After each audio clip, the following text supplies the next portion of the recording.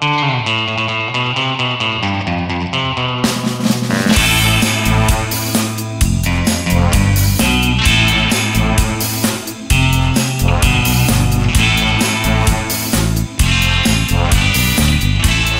on reilu 10 vuotta vanha pubi ja sijaitsee Hurmaavalla paikalla keskellä Helsinkiä Esplanadin puistossa ja vastapäätä Leinon patsasta.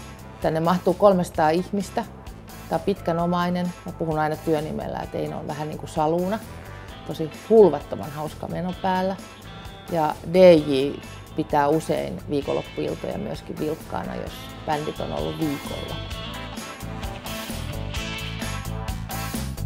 Fabulettes-yhtye soittaa Evergreen Soulia esimerkkinä meidän joka kuukautisista esityistä ja kyllä täällä silloin saa jalalla laittaa koreasta ihan missä päin vaan bubia.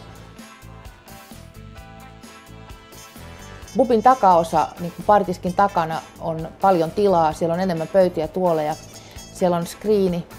Einossa katsotaan paljon jalkapalloa, jääkiekkoa, muitakin urheilutapahtumia, mitkä kiinnostaa massa-ihmisiä. Ja sitten se on lähellä keittiöitä, samalla voi syödä hyviä voileipiä ja Einon ruokaa. Ja siemailla olutta, että siinä on lähellä myös tuo takabaari, että hyvin helppoa ja mukavaa. Vastaavanlaisen bubin mä oon nähnyt Bangkokissa, Admakers, missä on ihan samanlainen meininki. Jostain syystä tämmöinen konsepti on suosittua ihmisten keskuudessa.